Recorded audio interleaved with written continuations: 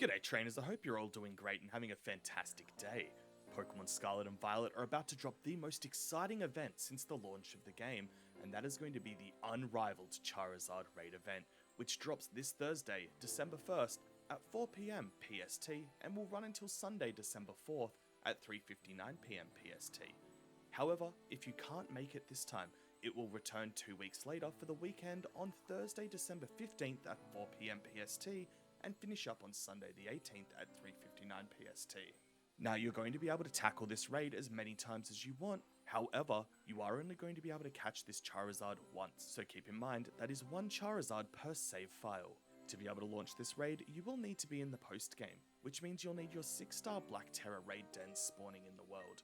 However, if you haven't completed the game and you are fortunate enough to have friends that have, you can also join up through their linking code. These raids are going to be 7-star raids, and seeing that 6-star raids have level 90 Pokemon in them, it's safe to assume that 7 stars will not only have just level 100 Pokemon, but I would be surprised if they don't also have perfect IVs and are EV trained.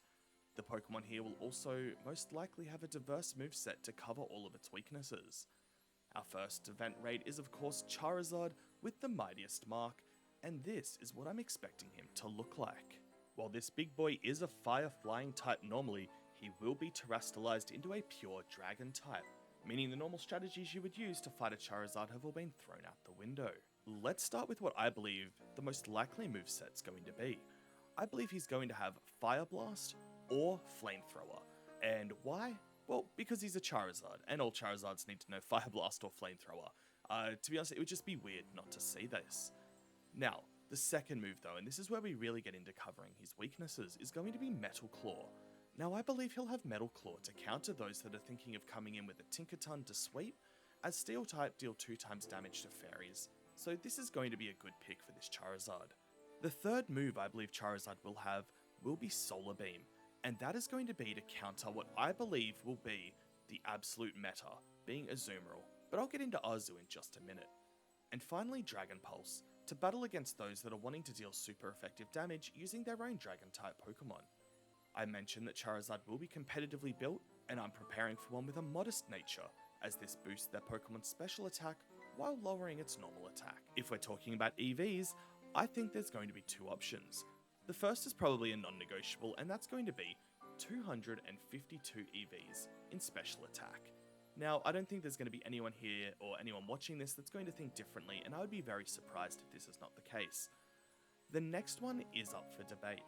I think we might either see 252 in speed, letting that Charizard get off the first move more frequently, or that might stay at 0 and we could see 252 coming in on HP, which is there to prolong those raid battles and potentially stall us into defeat.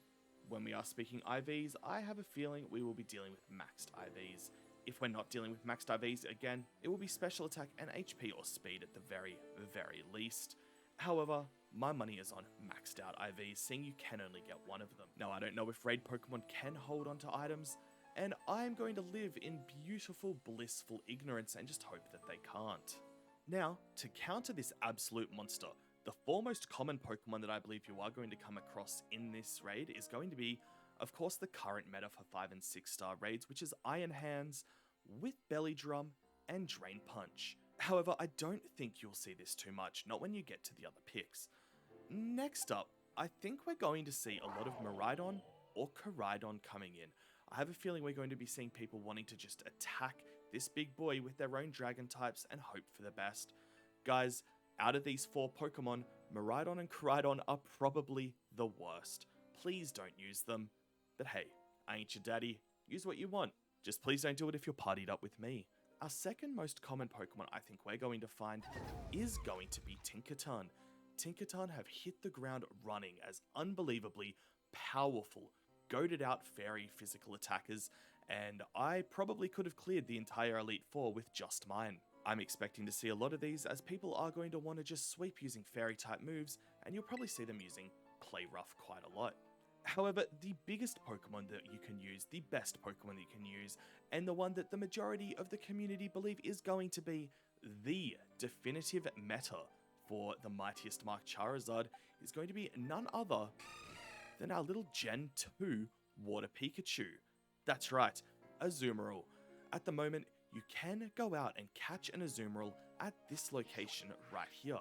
Now, this is going to be a really, really good start. If you head all the way over here towards the Casseroya Lakes, and you see this area, right here, there will be a Fairy Terra Azumarill just floating in the water. It won't have the ability you need, but after you use an ability patch, it shouldn't be an issue. Now, there are a few things you're going to want for this. First of all is you're going to need Azumarill to be at level 100. Please don't come in with anything less than level 100 as you are going to become a hindrance to your team. Second, you are going to want to have maxed out EVs and IVs. Again, HP and attack are going to be the standard. For the moveset, and this is where things get a little bit more tricky, you're going to want to get Play Rough, which is going to be your most spammed move, and you'll probably want to chuck a few PP ups into it. I'm thinking I'll get it up to 15 or even 20. I'll then use Aqua Jet, because I'm going to want to get some quick chip damage if needed, if I'm about to die and I don't think I'll get a Play Rough off in time. Let's just hit him with an Aqua Jet. Next is Liquidation for just some more of that beautiful stabby goodness. And finally, you'll see I don't have the last move I'm going to recommend, and that's because you cannot teach it to an Azumarill. You need to breed, and that is going to be your chief setup with Belly Drum. Belly Drum is going to halve your HP, but put your attack into +6. When you couple that with the super effective Play Rough, you will be laughing.